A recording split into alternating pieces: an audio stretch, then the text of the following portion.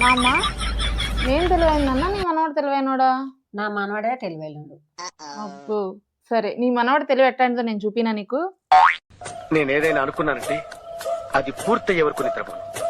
ఏమండి లక్ష్మి, మార్కెట్కి వెళ్ళి ఒక సొరకాయ తీసుకురా. అలాగే నా లక్ష్మి. నారాయణరావు గిల్లి తీసురాయా.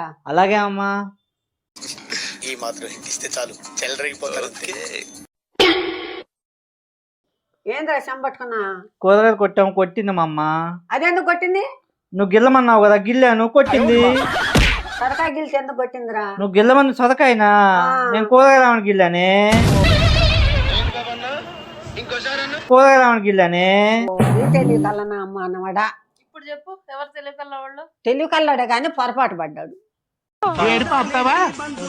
నా దుఃఖంతో పోల్చుకుంటే నీ దుఃఖం దుఃఖం అంటారా?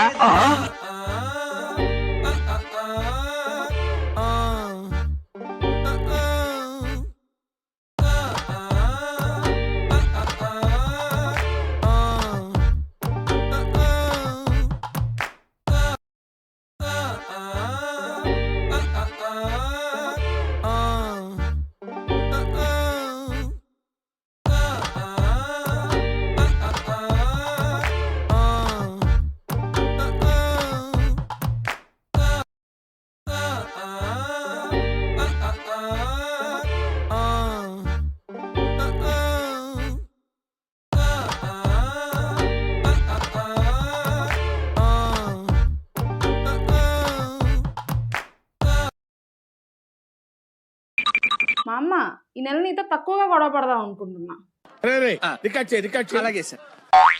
అమ్మయ్యా, ఎప్పుడో మారుతావనుకున్నా, ఇప్పుడే మారావా? చాలా సంతోషంగా ఉందమ్మా. అంత లేదు, ఈ నెల ఫిబ్రవరి, తక్కువ రోజులు ఉంటాయి అందుకే. వచ్చి నీ దుంపదేగా, నేనేదో అనుకున్నాను కదే, ఇంత మోసమా?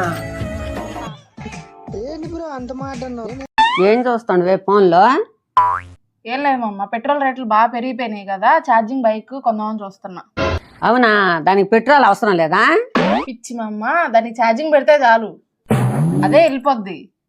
సన్న పిన్ను ఛార్జరా, బద్ద పిన్ను ఛార్జరా? అమ్మో, నా ఛార్జర్ మొన్న 100 రూపాయలు పెట్టుకున్నా నేను.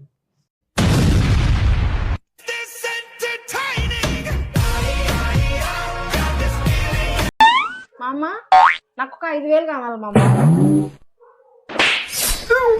ఇగో 10,000.